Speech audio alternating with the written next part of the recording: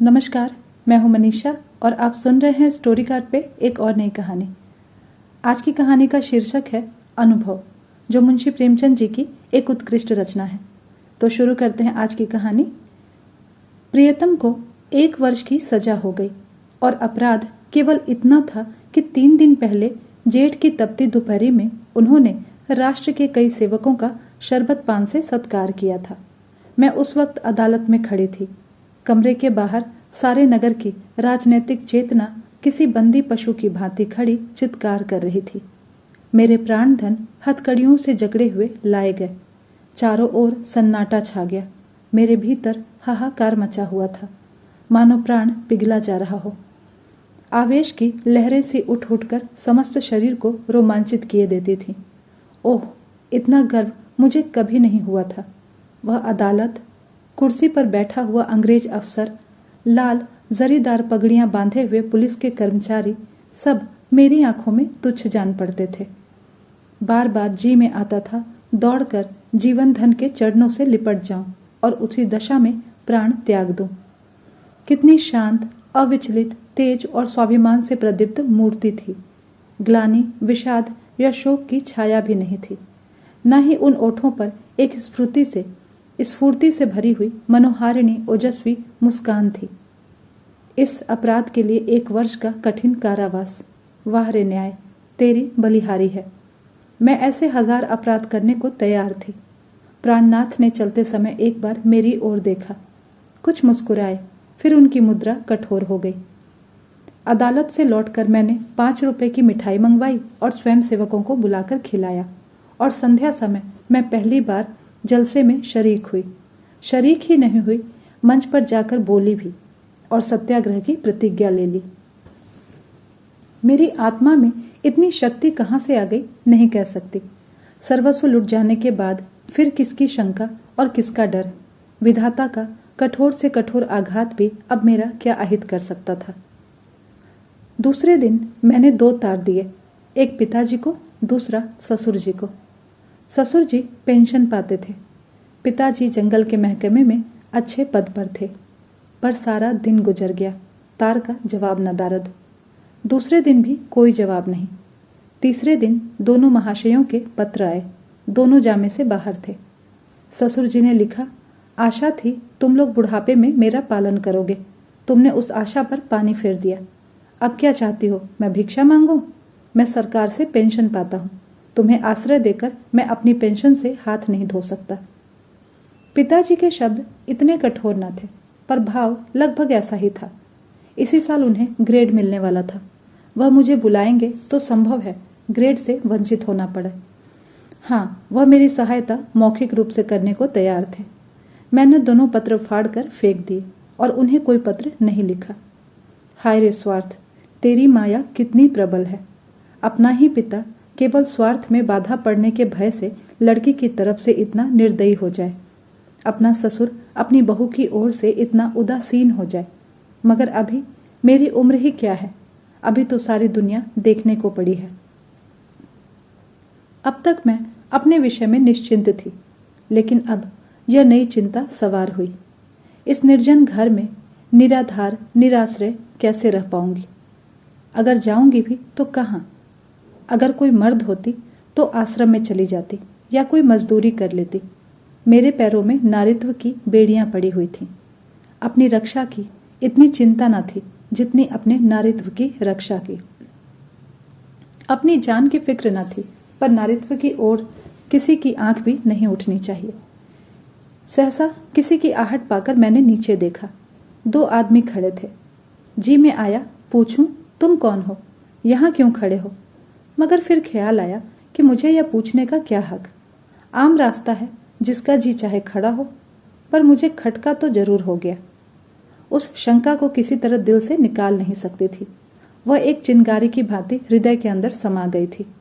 गर्मी से देह फूंकी जाती थी, पर मैंने कमरे का द्वार भीतर से बंद कर लिया। घर में एक बड़ा सा चाकू भी था, उसे निकालकर सिराहने रख लिया। वह शंका सामने बैठी घूरती हुई मालूम होती थी। किसी ने पुकारा। मेरे रोए खड़े हो गए। मैंने द्वार से कान लगाया। कोई मेरी कुंडी खटखटा रहा था। कलेजा धक धक करने लगा। वही दोनों बदमाश होंगे। क्यों कुंडी खटखटा रहे हैं? मुझसे क्या काम है? मुझे बड़ी झुंझलाहट आ गई। मैंने द्वार खोला और छज्जे पर खड़ी होकर जोर से बोली, कौन कुंडी खटखटा रहा है? आवाज सुनकर मेरी शंका शांत हो गई। कितना ढाढ़स हो गया। यह बाबू ज्ञानचंद थे। मेरे पति के मित्रों में इनसे ज्यादा सज्जन दूसरा नहीं है। मैंने नीचे जाकर द्वार खोल दिया। देखा तो एक स्त्री भी साथ थी। वह मिसेज ज्ञानचंद थी। यह मुझसे बड़ी थी। पहले पहल मेरे घर आई थी। मैंने उनके चरण स्पर्श किए। हमारे यहाँ मित्रता मर्दों तक ही रहती है, औरतों तक जाने नहीं पाती। दोनों जने ऊपर आए। ज्ञान बाबू एक स्कूल में मास्टर हैं। बड़े ही उदार, विद्वान, निष्कपट। पर आज मुझे मालूम हुआ कि उनकी पथ प्रदर्शिका उनकी स्त्री है। वह दोहरे बदन की प्रतिभाशाली महिला थी। चेहरे पर ऐसा रोब था मानो कोई रानी हो। सिर से पांव तक गहनों से लदी हुई। मुख सुंदर न होने पर भी आकर्षक था। शायद मैं उन्हें कहीं और देखती तो मुंह फेर लेती। गर्भ की सजीव प्रतिमा थी। वह बाहर जितनी कठोर, भीतर उतनी ही दयालु। घर में कोई पत्र लिखा? यह प्रश्न उन्होंने कुछ हिचकते हुए किया। मैंने कहा, हाँ लिखा था। कोई लेने आ रहा है? जी नहीं, ना पिताजी अपने पास रखना चाहते हैं, ना ससुर जी। तो फिर क्या? अभी तो यहीं पड़ी हूं। तो मेरे घर क्यों नहीं चलती? अकेले तो इस घर में मैं न रहने दूंगी। खुफिया के 2 आदमी इस वक्त भी डटे हुए हैं। मैं पहले ही समझ गई थी दोनों खुफिया के आदमी ही होंगे। ज्ञान बाबू ने पत्नी की ओर देखकर कहा, मानो उसकी आज्ञा से कहा, तो मैं जाकर तांगा ले आऊं? देवी जी ने इस तरह देखा मानो कह रही हो, क्या अभी तुम यहीं पे खड़े हो? मास्टर साहब चुपके से द्वार की ओर चले। ठहरो, देवी जी बोली, कै तांगे लाओगे? कै? मास्टर साहब घबरा गए। हाँ कै? एक तांगे पर 3 सवारियां ही बैठेंगी। संदूक, बिछावन, बर्तन भांडे क्या मेरे सिर पर जाएंगे? तो 2 लेता हूँगा। मास्टर साहब डरते डरते बोले। एक तांगे में कितना सामान भर दोगे? तो 3 लेता हूँ। अरे तो जाओगे भी? जरा सी बात के लिए घंटा भर लगा दिया। मैं कुछ कहने ना पाई थी कि ज्ञान बाबू चल दिए। मैंने सकुचाते हुए कहा, बहन तुम्हें मेरे जाने से कष्ट होगा और देवी जी ने तीक्ष्ण स्वर में कहा, हाँ होगा तो अवश्य। तुम दोनों जून में 2-3 पाव भर आटा खाओगी, कमरे के एक कोने में अड्डा जमा लोगी, सिर में आने का तेल डालोगी। यह क्या थोड़ा कष्ट है? मैंने झेपते हुए कहा, आप तो बना रही हैं। देवी जी ने सदैव भाव से मेरा कंधा पकड़कर कहा, जब तुम्हारे बाबूजी लौट आवे तो मुझे भी अपने घर मेहमान रख लेना, मेरा घाटा पूरा हो जाएगा। अब तो राजी हुई। चलो असबाब बांधो, खाटवाट कल मंगवा लेंगे। मैंने ऐसी सदैव उदार, मीठी बातें करने वाली स्त्री नहीं देखी। मैं उनकी छोटी बहन होती तो भी शायद इससे अच्छी तरह न रखती। चिंता या क्रोध को तो जैसे उन्होंने जीत लिया हो। सदैव उनके मुख पर मधुर विनोद खेला करता था। कोई लड़का बालक नहीं था, पर मैंने उन्हें कभी दुखी नहीं देखा। ऊपर के काम के लिए एक लौंडा रख लिया था, भीतर का सारा काम वो खुद करती। इतना कम खाकर और इतनी मेहनत करके वह कैसे इतनी हृष्ट-पुष्ट थी, मैं नहीं कह सकती। विश्राम तो जैसे उनके भाग्य में लिखा ही नहीं था। जेठ की दोपहरी में भी न लेटती थीं, हाँ मुझे न कुछ करने देती, उस पर जब देखो कुछ खिलाने को सिर पर सवार रहती थी। मुझे यहाँ बस यही एक तकलीफ थी, मगर 8 ही दिन गुजरे थे कि एक दिन मैंने उन्हीं दोनों खुफियों को नीचे बैठे देखा तो मेरा माथा ठनका। यह अभागे यहाँ भी मेरे पीछे पड़े हैं। मैंने तुरंत बहन जी से कहा, वे दोनों बदमाश यहाँ भी मंडरा रहे हैं। उन्होंने हिकारत से कहा, कुत्ते हैं, फिरने दो। मैं चिंतित होकर बोली, कोई स्वांग न खड़ा करे। उसी बेपरवाही से बोली, भूखने के सिवा और क्या कर सकते हैं? मैंने कहा, काट भी तो सकते हैं। हंसकर बोली, इसके डर से तो कोई भाग तो नहीं जाता ना। मगर मेरी दाल में मक्खी पड़ गई। बार बार छज्जे पर जाकर उन्हें टहलते देख आती। यह सब मेरे पीछे पड़े हुए हैं। आखिर मैं नौकरशाही का क्या बिगाड़ सकती हूँ? मेरी सामर्थ्य ही क्या है? क्या यह सब इस तरह से मुझे यहाँ भगाने पर तुले हुए हैं? इससे उन्हें क्या मिलेगा? यही ना कि मैं मारी मारी फिरूं। कितनी नीची तबीयत है। 1 हफ्ता और गुजर गया। खुफिया ने पिंड न छोड़ा। मेरे प्राण सूखते जाते थे। ऐसी दशा में यहाँ रहना मुझे अनुचित मालूम होता था, पर देवी जी से कुछ कह नहीं सकती थी। एक दिन शाम को ज्ञान बाबू आए तो घबराए हुए थे। मैं बरामदे में थी, परवल छील रही थी। ज्ञान बाबू ने कमरे में जाकर देवी जी को इशारे से बुलाया। देवी जी ने बैठे बैठे कहा, पहले कपड़े वपड़े उतारो, हाथ मुंह धो, कुछ खाओ, फिर जो कहना हो कह देना। पर ज्ञान बाबू को धैर्य कहाँ, पेट में बात की गंध तक न बचती थी। आग्रह से बुलाया, तुमसे उठा नहीं जाता, मेरी जान आफत में है। देवी जी ने बैठे बैठे कहा, तो कहते क्यों नहीं, क्या कहना है? यहाँ आओ। यहाँ? क्या यहाँ वहाँ कर रहे हो? यहाँ कोई और बैठा हुआ है? मैं वहाँ से चली तो बहन ने मेरा हाथ पकड़ लिया। मैं जोर करने पर भी छुड़ा ना सकी। ज्ञान बाबू मेरे सामने कहना नहीं चाहते थे, पर इतना सब्र भी न था कि जरा देर रुक जाते। बोले, प्रिंसिपल से मेरी लड़ाई हो गई। देवी ने बनावटी गंभीरता से कहा, सच? तुमने उन्हें खूब पीटा होगा ना? तुम्हें दिल लगी सूझती है, यहाँ नौकरी जा रही है। जब यह डर था तो लड़े क्यों? मैं थोड़े ही लड़ा, उसी ने मुझे बुलाकर डांटा, बेकसूर। अब तुमसे क्या कहूँ? फिर वही पर्दा। मैं कह तो चुकी, यह मेरी बहन है, मैं इससे कोई पर्दा नहीं रखना चाहती।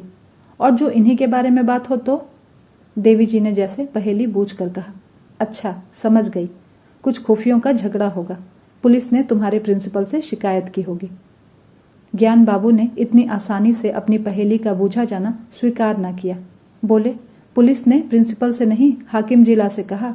उसने प्रिंसिपल को बुलाकर मुझसे जवाब तलब करने का हुक्म दिया। देवी ने अंदाज से कहा, समझ गई, प्रिंसिपल ने तुमसे कहा होगा कि उस स्त्री को घर से निकाल दो। हाँ, यही समझ लो। तो तुमने क्या जवाब दिया? अभी कोई जवाब नहीं दिया। वहां खड़े खड़े क्या कहता? देवी जी ने उन्हें आड़ो हाथों लिया। जिस प्रश्न का एक ही जवाब हो, उसमें सोच विचार कैसा? ज्ञान बाबू सिट पिटाकर बोले, लेकिन कुछ सोचना तो जरूरी था। देवी जी की त्योरियां बदल गईं। आज मैंने पहली बार उनका यह रूप देखा। बोली, तुम उस प्रिंसिपल से जाकर कह दो कि मैं उसे किसी तरह नहीं छोड़ सकता, और ना माने तो इस्तीफा दे दो। अभी जाओ, लौट कर हाथ मुंह धोना। मैंने रोक कर कहा, बहन मेरे लिए। देवी ने डांट बताई, तो चुप रह, नहीं तो कान पकड़ लूंगी। तू क्यों बीच में कूदती है? रहेंगे तो साथ रहेंगे, मरेंगे तो साथ मरेंगे। इस मर्दुए को मैं क्या कहूँ? आधी उम्र बीत गई और बात करना ना आया। पति से खड़े खड़े सोच क्या रही हो?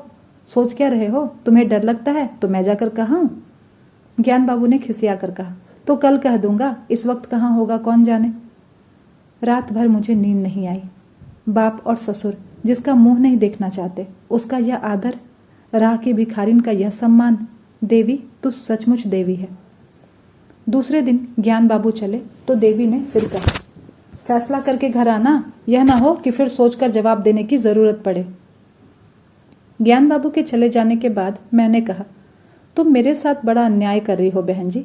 मैं यह कभी नहीं देख सकती कि मेरे कारण तुम्हें यह विपत्ति झेलनी पड़े। देवी ने हास्य भाव से कहा, कह चुकी या कुछ और भी कहना है? कह चुकी, मगर अभी बहुत कुछ कहूंगी। अच्छा बता, तेरे प्रियतम क्यों जेल गए? इसीलिए तो कि स्वयं सेवकों का सत्कार किया था। स्वयं सेवक कौन है? यह हमारी सेना के वीर हैं जो हमारी लड़ाइयां लड़ रहे हैं। स्वयं सेवकों के भी तो बाल बच्चे होंगे, माँ बाप होंगे, वह भी तो कोई कारोबार करते होंगे। पर देश की लड़ाई लड़ने के लिए उन्होंने सब कुछ त्याग दिया है। ऐसे वीरों का सत्कार करने के लिए जो आदमी जेल में जाए तो उसकी स्त्री के दर्शनों से आत्मा भी पवित्र हो जाती है। मैं तुझ पर एहसान नहीं कर रही, तू मुझ पर एहसान कर रही है। मैं इस दया सागर में डुबकियां खाने लगी। बोलती क्या? शाम को जब ज्ञान बाबू लौटे तो उनके मुख पर विजय का आनंद था। देवी ने पूछा, हार कि जीत? ज्ञान बाबू ने अकड़ कर कहा, जीत। मैंने इस्तीफा दे दिया तो चक्कर में आ गया। उसी वक्त हाकिम जिला के पास गया। वहां ना जाने मोटर पर बैठकर दोनों में क्या बातें हुई। लौटकर मुझसे बोला, आप पॉलिटिकल जलसों में तो नहीं जाते? मैंने कहा, कभी भूलकर भी नहीं। किसी पार्टी के मेंबर तो नहीं हैं? मैंने कहा, मेंबर क्या, मेंबर का दोस्त भी नहीं। फंड में चंदा तो नहीं देते? मैंने कहा, कानी कौड़ी भी नहीं देता कभी। तो हमें आपसे कुछ नहीं करना है, मैं आपका इस्तीफा वापस करता हूँ। देवी जी ने मुझे गले से लगा लिया। तो दोस्तों, अगर आपको ये कहानी अच्छी लगी है तो ज़रूर लाइक कीजिएगा और ऐसी ढेरों कहानियाँ सुनने के लिए हमारे चैनल को सब्सक्राइब भी ज़रूर कीजिए। धन्यवाद।